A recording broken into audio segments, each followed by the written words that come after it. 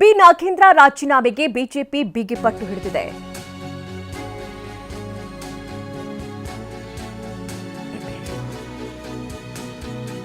B Nagendra ರಾಜೀನಾಮೆಗೆ BJP ಬಿಗಿಪಟ್ಟು ಹಿಡಿದಿದ್ದು ವಿಧಾನಸಭೆ ಪರಿಷತ್ನಲ್ಲೂ ಹೋರಾಟಕ್ಕೆ ಮುಂದಾಗಿದೆ. ಜೆಡಿಎಸ್ ಜೊತೆಗೂಡಿ ನಾಗೇಂದ್ರ ರಾಜೀನಾಮೆಗೆ ಪಟ್ಟು ಹಿಡಿದಿವೆ. ನಿನ್ನೆಯೂ ಕೂಡ ಈ ವಿಚಾರ ಪ್ರಸ್ತಾಪವಾಗಿತ್ತು ಅಧಿವೇಶನದಲ್ಲಿ. ಪರಿಷತ್ನಲ್ಲಿ ವಿಚಾರ ಚರ್ಚೆ ಆಗ್ತಾ ಇದೆ, ಬನ್ನಿ ನೋಡೋಣ. ನಂತರ ನಟಿಯಾಗಿ ಅವರು ಯಶಸ್ವಿಯಾಗಿ ಕಂಡ ನಂತರ ಅವರ ಆಸಕ್ತಿ ರಾಜಕೀಯ ಕಡೆಗೆ ಹೊರಳಿತು. 2001ರಲ್ಲಿ ಅವರು ಮೊದಲನೇ ಬಾರಿಗೆ ವಿಧಾನ ಪರಿಷತ್ತಿಗೆ ನೇಮಕ ಆದರು. ವಿಧಾನ ಪರಿಷತ್ಗೆ ನೇಮಕ ಆದಮೇಲೆ 2001ರಿಂದ 2007 ತನಕ ವಿಧಾನ ಪರಿಷತ್ತಿನ ಶಾಸಕರಾಗಿದ್ದರು. ಬಹುತೇಕ ಕಲಾವಿದರು ಈ ರೀತಿ ನೇಮಕ ಆದಾಗ ತಮ್ಮ ರಾಜಕೀಯ ವೃತ್ತಿಯನ್ನು ಅಲ್ಲಿಗೆ ನಿಲ್ಲಿಸ್ಬಿಡ್ತಾರೆ. ಆದರೆ ಡಾಕ್ಟರ್ ಉಮಾಶ್ರೀ ಅವರು ಹಾಗಲ್ಲ. ರಾಜಕೀಯಕ್ಕೆ ಬಂದ ಮೇಲೆ ಜನಪರವಾದಂಥ ಕೆಲಸ ಮಾಡಬೇಕು ಅಂತ ಹೇಳಿ ಉದ್ದೇಶನ ಇಟ್ಕೊಂಡು ಜನರ ಪರವಾಗಿ ಇನ್ನೂ ಮುಂದೆ ಕೆಲಸ ಮಾಡಬೇಕು ಅಂತ ಹೇಳಿ ತಮ್ಮನ್ನು ತಾವು ರಾಜಕೀಯ ಪಯಣದಲ್ಲಿ ತೊಡಗಿಸ್ಕೊಂಡ್ರು. 2007 ನಂತರ 2008ರಲ್ಲಿ ತೇರದಾಳ ವಿಧಾನಸಭಾ ಕ್ಷೇತ್ರದಲ್ಲಿ ಚುನಾವಣೆಗೆ ಸ್ಪರ್ಧೆ ಮಾಡಿದ್ರು. ದುರದೃಷ್ಟವಶಾತ್ ಆ ಚುನಾವಣೆಯಲ್ಲಿ ಅವ್ರು ಸೋಲ್ಬೇಕಾಯಿತು. ಆದರೂ ಕೂಡ ಅವರು ಧೃತಿಗೆಡಲಿಲ್ಲ. ಈಗಾಗಲೇ ಹೇಳಿದಾಗ ಕಲಾವಿದರು ಎಷ್ಟೊಂದು ಜನ ನೇಮಕ ಆದವರು ರಾಜಕೀಯ ಜೀವನ ಅಲ್ಲಿಗೆ ಮುಗಿಸ್ಕೊಂಡ್ಬಿಡ್ತಾರೆ. ಅದರೊಳಗೂ ಚುನಾವಣಾ ರಾಜಕೀಯದಂತಹ ಒಂದು ಕಷ್ಟಕರವಾದಂತಹ ಫೀಲ್ಡ್ಗೆ ಅವರು ಬರೋದು ಕಷ್ಟ. ಆದರೆ ಉಮಾಶ್ರೀ ಅವರು ಚುನಾವಣಾ ರಾಜಕೀಯಕ್ಕೂ ಧುಮುಕಿದ್ರು. ಚುನಾವಣಾ ರಾಜಕೀಯದಲ್ಲಿ ಮತ್ತೆ 2013ರಲ್ಲಿ ತೇರದಾಳ ಕ್ಷೇತ್ರದಿಂದ ಮತ್ತೊಮ್ಮೆ ಅವರು ಗೆಲುವನ್ನು ಸಾಧಿಸಿ ನೋಡಿ, ನಾಗೇಂದ್ರ ಅವರಿಗೆ ಮತ್ತೆ ಸಚಿವ ಸಂಪುಟದಲ್ಲಿ ಸ್ಥಾನ ಸಿಕ್ಕಿರುವಂತಹ ಕುರಿತಂತೆ ಅವರ ಹೆಸರು ಚಾರ್ಜ್ ಶೀಟ್ನಲ್ಲಿ ಉಲ್ಲೇಖ ಆಗಿದೆ. ಆದರೂ ಕೂಡ ಅವರಿಗೆ ಮತ್ತೆ ಸಚಿವ ಸ್ಥಾನಕ್ಕೆ ಆಯ್ಕೆ ಮಾಡಿದ್ದಾರೆ. ಹೀಗಾಗಿ ಅವರು ರಾಜೀನಾಮೆಯನ್ನ ನೀಡಬೇಕು ಅನ್ನುವಂತಹ ನಿಟ್ಟಿನಲ್ಲಿ ಬಹಳ ದೊಡ್ಡ ಮಟ್ಟದ ಚರ್ಚೆ ಆಗ್ತಾ ಇದೆ. ಆ ಬಗ್ಗೆ ಪರಿಷತ್ನಲ್ಲಾಗಿರ್ಬೋದು, ವಿಧಾನಸಭೆಯಲ್ಲೂ ಕೂಡ ಚರ್ಚೆಯನ್ನ ಮಾಡಲಾಗ್ತಾ ಇದೆ. ಈ ಬಗ್ಗೆ ಬಿಜೆಪಿ ಕೂಡ ವಿರೋಧವನ್ನ ವ್ಯಕ್ತಪಡಿಸ್ತಾ ಇದೆ. ಆ ಕುರಿತಂತೆ ಇವತ್ತು ಪರಿಷತ್ನಲ್ಲಿ ಯತೀಂದ್ರ ಅವರು ಕೂಡ ಮಾತನಾಡ್ತಾ ಇದ್ರು. ಅಂದ್ರೆ ಈಗ ಅವರ ಮೇಲೆ ಇದ್ದಂತಹ ಆರೋಪ ಸಾಬೀತಾಗಿಲ್ಲ, ಆದ್ರೂ ಕೂಡ ಅವರನ್ನ ರಾಜೀನಾಮೆ ನೀಡಿ ಅಂತ ಹೇಳಿ ಸುಖಾಸುಮ್ಮನೆ ಪಟ್ಟು ಹಿಡಿತಾ ಇದ್ದಾರೆ ಎನ್ನುವಂತ ಮಾತಾಡಿದ್ರು. ಇನ್ನು ಈ ಬಗ್ಗೆ ಮಾತನಾಡಿದ್ದಾರೆ ಅಶೋಕ್ ಅವರು. ಏನ್ ಹೇಳಿದ್ರು ಬನ್ನಿ ನೋಡೋಣ.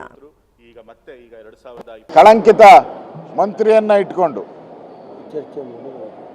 ಈ ಕಳಂಕಿತ ಮಂತ್ರಿಯನ್ನ ಕೈ ಬಿಡದೆ ಇವರೇ ಮಂತ್ರಿಮಂಡಲದಿಂದ ಕೈ ಬಿಟ್ಟು 187 ಕೋಟಿ ಲೂಟಿ ಆಗಿರೋದು ನಿಜ, ತಿಂದಿರೋದು ನಿಜ, ಅದು ಎಲೆಕ್ಷನ್ಗೆ ಹೋಗಿರೋದು ನಿಜ. ಇಷ್ಟು ಪ್ರೂವ್ ಆಗಿದೆ. ಅವ್ರ ಮೇಲೆ 4 ಕೇಸ್ ಇದೆ, 3 CBI 1 ED ಕೇಸ್ ಇದೆ. ಇಷ್ಟಿದ್ರೂ ತಗೊಳ್ಳೋ ಅವಶ್ಯಕತೆ ಏನಿತ್ತು?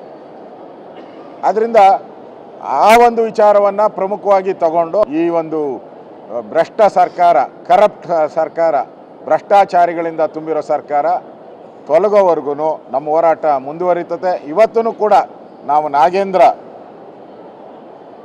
ಅವರನ್ನು ವಜಾ ಮಾಡೋವರೆಗೂ ಇವತ್ತು ಕೂಡ ಧರಣಿಯನ್ನು ಮಾಡ್ತೀರಿ. ನಾವು ಮತ್ತು JDS ಅವರು ಒಟ್ಟಿಗೆ ತೀರ್ಮಾನ ಮಾಡಿದ್ದೀರಿ. ಇವತ್ತು ಕೂಡ ನಾವು ನಾಗೇಂದ್ರನ್ನ ವಜಾ ಮಾಡಿ ರಾಜ್ಯ ಸರ್ಕಾರದ ಬೊಕ್ಕಸಕ್ಕೆ 187 ಕೋಟಿ ವಾಪಸ್ ಬರಬೇಕು.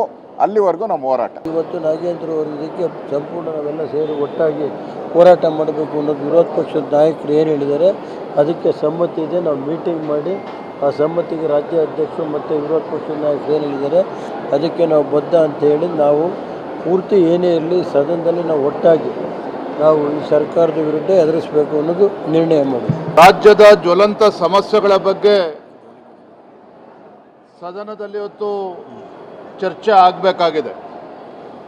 ಬರವೂ ಸೇರಿದಂತೆ KPC ಹಗರಣ ಇರ್ಬೋದು, ಜ್ವಲಂತ ಸಮಸ್ಯೆಗಳ ಬಗ್ಗೆ ಚರ್ಚೆ ಆಗಬೇಕು ಅನ್ನುವ ಇಚ್ಛಾಶಕ್ತಿ ರಾಜ್ಯ ಸರ್ಕಾರಕ್ಕೆ, ಮಾನ್ಯ ಮುಖ್ಯಮಂತ್ರಿಗಳಿಗೆ ಏನಾರು ಇದ್ದರೆ ಮುಲಾಜಿಲ್ದೇ ನಾಗೇಂದ್ರ ಅವರನ್ನ ಸಚಿವ ಸಂಪುಟದಿಂದ ಕೈ ಬಿಡಬೇಕು. ತತ್ಕ್ಷಣ ಸದನದಲ್ಲಿ ಚರ್ಚೆ ಮಾಡಬೇಕು. ಚರ್ಚೆ ಮಾಡಿದ ನಂತರ ತೀರ್ಮಾನ ಮಾಡ್ತೇವೆ ಅನ್ನೋ ಮಾತನ್ನು ಮುಖ್ಯಮಂತ್ರಿ ಹೇಳ್ತಾ ಇದ್ದಾರೆ. ನಾಗೇಂದ್ರ ವಿಚಾರದಲ್ಲಿ ಸಿದ್ದರಾಮಯ್ಯನವರು ಮುಖ್ಯಮಂತ್ರಿಗಳಾಗಿದ್ದಾಗಲೇ ಎಲ್ಲವೂ ಕೂಡ ಸಮಗ್ರವಾಗಿ ಚರ್ಚೆ ಆದ ನಂತರವೇ ಅವರು ಮಂತ್ರಿ ಸ್ಥಾನದಿಂದ ಕೈ ಬಿಡಲಾಯಿತು ಹಿಂದಿನ ಸಿದ್ದರಾಮಯ್ಯನವರ ಅವಧಿಯಲ್ಲಿ. ಹಾಗಾಗಿ ಚರ್ಚೆ ಮಾಡೋದಕ್ಕೇನೂ ಉಳಿದಿಲ್ಲ ನಾಗೇಂದ್ರ ಅವ್ರ ಬಗ್ಗೆ. ಹಾಗಾಗಿ ಬಂಡತನವನ್ನು ಬಿಟ್ಟು ಮಾನ್ಯ ಮುಖ್ಯಮಂತ್ರಿಗಳು ಸಚಿವರನ್ನು ನಾಗೇಂದ್ರ ಅವ್ರನ್ನ ಕೈ ಬಿಡಬೇಕು.